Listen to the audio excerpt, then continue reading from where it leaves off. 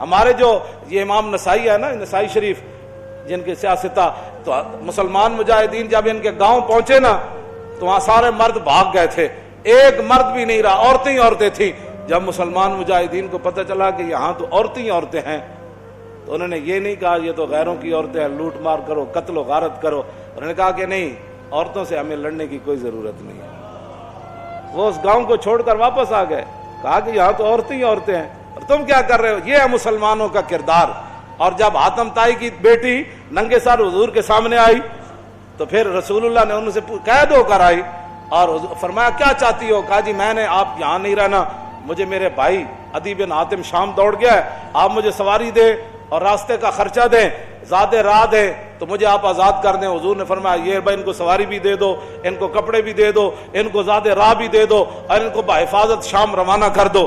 جب وہ شام پہنچی نا، عدی بن حاتم، حاتم طائی کے بیٹا، ان کا بھائی نے کہا تھا میں نے حضور کا کلمہ نہیں پڑھنا، جو مرضی ہو جائے۔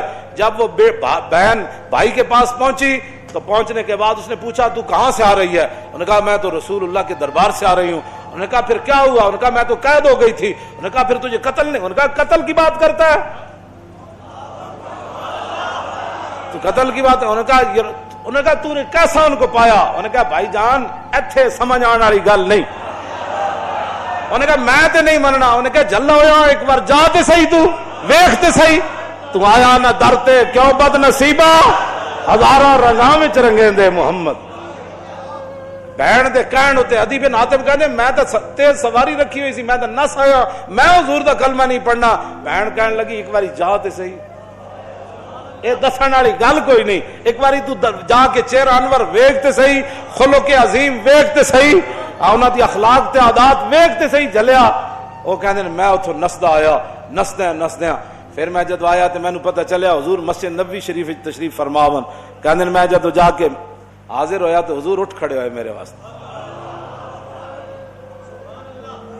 انہاں مولویاں پیراں خود اخلاق کے وجہ پیش کیتے، میں تو انہوں سچی گل کر رہا۔ ارے نہ چونکہ خود نہیں اس راستے تے چلنا سی تے چونکہ ایسے تھے تو پھر چونکہ ایسے تھا تو پھر کیوں جی۔ اور جڑی عورت رو رہی سی اپنے عزیز دی قبر اتے، حضور قریب تو گزرے تو فرمایا اسبری، انہوں نہیں سی پتا رسول اللہ فرما رہے ہیں۔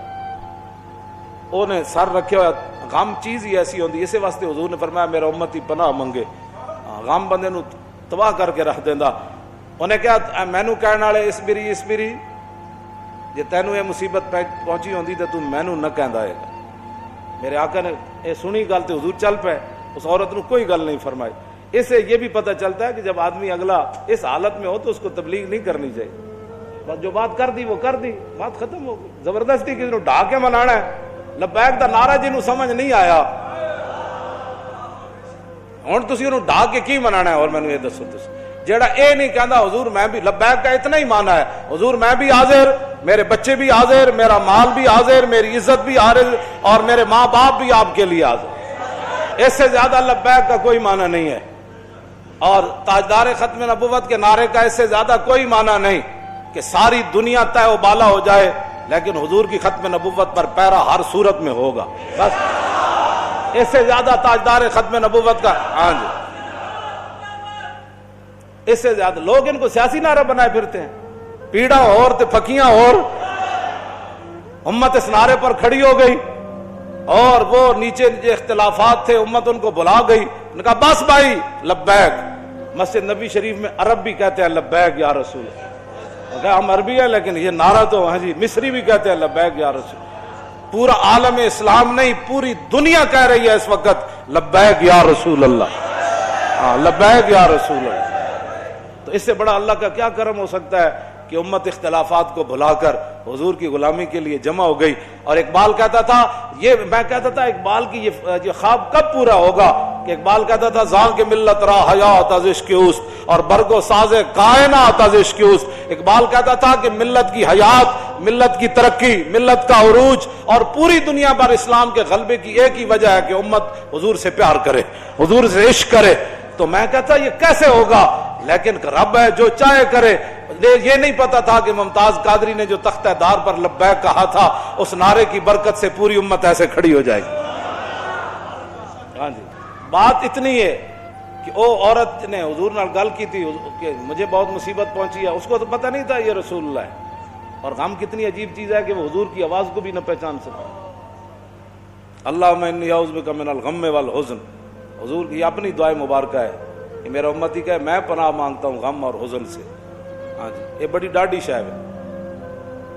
اب میں جو بات اگلی کرنے لگا ہوں، بعد میں جب صحابہ آئے تو انہوں نے کہا آپ کو پتہ ہے جنہوں نے آپ کہا تھا اصبری صبر کرو وہ کون تھے؟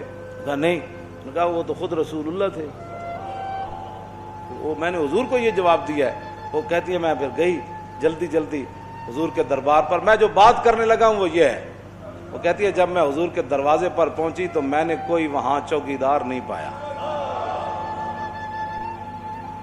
50 گارڈ اگے تے 50 پیچھے. اس حضرت صاحب نہ سلام کون لوے گا؟ جتیاں پوان والے اور جبے پوان والے اور تے میک اپ کرنے والے اور. میں تو نہیں پڑھیا نہیں جو اس وقت حسنا چلیا. اسی واسطے تو ایک باری جڑا حضرت عدی بن حاتم آئے نا تے جدو رسول اللہ نال ملاقات ہوئی حضور اٹھ کھڑے ہوئے تے عدی بن حاتم کہندے نے میرے دل نے گواہی دیتی اللہ دے رسول. کیوں جی؟ فرماندے نے پھر حضور نے میرا ہاتھ پکڑیا تے حضور اپنے در اقدس دی طرف گھر دی طرف چل پے. کہندے راستے چ ایک بڈھی مائی مل گئی. عورتاں نوں ویسی گلاں نہیں مکدیاں تے مائی بھی ہوے تے پھر بڈھی بھی ہوے.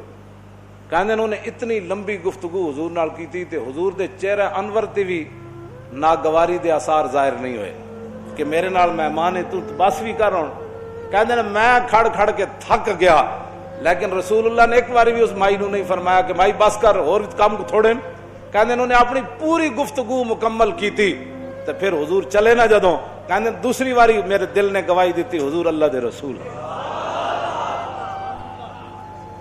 تو کہندے جدو رسول اللہ گھر تشریف لے آئے تے حضور دا ایک مبارک تلائی سی جہدے تے حضور آرام فرماندے سن. کہندے نے اودے وچ کھجور دی چھال بھری ہوئی سی، کھجور دے پتے بھرے ہوئے سن. اس تے او بدن مبارک سوندے سن جنہاں دے بارے حضرت انس کہندے نے میں 10 سال خدمت کیتی. حضور نہ سلام لیا، ہزاراں واری لیا، حضور دے مبارک ہتھاں نوں بوسا دیتا، چومیا. ما مسست خزن ولا حریرن ولا شیئن قط الین من کف رسول اللہ. نہ میں کوئی ریشم نو ہاتھ لایا، نہ کائنات دا کوئی اور نرم کپڑا ہو جائے میرے ہاتھ وچ آیا کہ حضور دے مبارک ہاتھ تو نرم ہاتھ ہوے. کیوں جی؟ حضور اس تلائی تے سوندے سن جے دے وچ روئی نہیں سی، کھجور دی چھال بھری ہوئی سی. نہ انہاں کدی چھال اوتے سونے، نہ انہاں کدی بدر وچ جانا، نہ انہاں کدی جناب تلوار پکڑ کے خندق وچ پہرے دینے. انہیں تو کہنا یہ لبیک والے کیا کر رہے ہیں؟ اسلام تو امن کا درس دیتا ہے. میں کہا دسو نا خندق وچ کتنے بندے آئے؟ کیوں جی؟ خندق وچ کتنے بندے آئے؟ یہ دسو نا قوم لوگوں نو. اذا جاءتکم جنود فارسلنا علیہم ریحا وجنودا لم تروها وکان اللہ بما تعملون بصیرا اذ جاءوکم من فوقکم ومن اسفل منکم وزاغت الابصار وبلغت القلوب الحناجر وتظنون باللہ الظنونا هنالک ابتلی المؤمنون وزلزلوا زلزالا شدیدا واذ یقول المنافقون والذین فی قلوبهم ما وعدنا اللہ ورسولہ فی قلوب مرض ما وعدنا اللہ ورسولہ الا غرورا. یہ تو منافق کا کام ہوتا ہے جب مشکل وقت او جی دیکھا گریک ٹاؤن ہو گیا. اور میں کہا پھر کی ہویا؟ یہ تو منافق کا کام ہوتا ہے کہ جب مشکل حالات آئے تو کہ دیکھو جی جن کا دیکھو جی اللہ رسول دے ساڑے نہ ہاتھ. میں ہاتھ کرنے دا معنی کر رہا ہوں، لفظی معنی تو نہیں نہ بنتا. اللہ رسول نے تو ان کا لفظی معنی کیا بنتا ہے کہ انہوں نے کیا اللہ رسول کی طرف نسبت کر دی کہ ہمیں تو دھوکے سے دو چار کر دیا گیا. ہاں جی ہمارے ساتھ یہ دیکھو کیا بن گیا کہ جناب ہمیں تو کہتے تھے ہمیں تو پیشاب کرنے کا جو خوف ہے کہ پیشاب کرنے جائیں گے بندہ مار دے گا. تو کیسر و کسرا کب فتح ہوں گے؟ یہاں مدینے میں تو پیشاب کرنے کی سہولت نہیں رہی.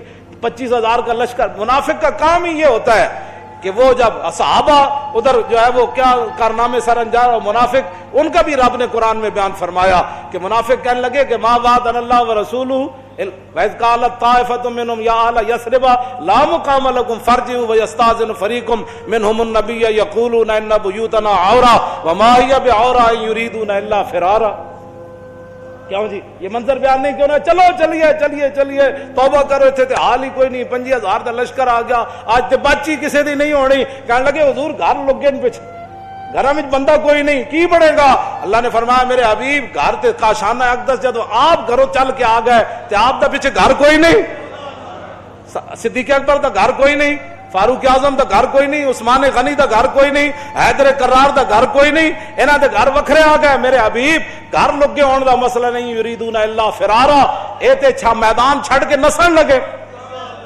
او جی ہمارا لبیک سے تعلق نہیں ہے, مشکل ٹائم جو آ گیا, ہاں جی مشکل ٹائم, ہمارا لبیک سے تعلق نہیں, یہی تو بات ہے.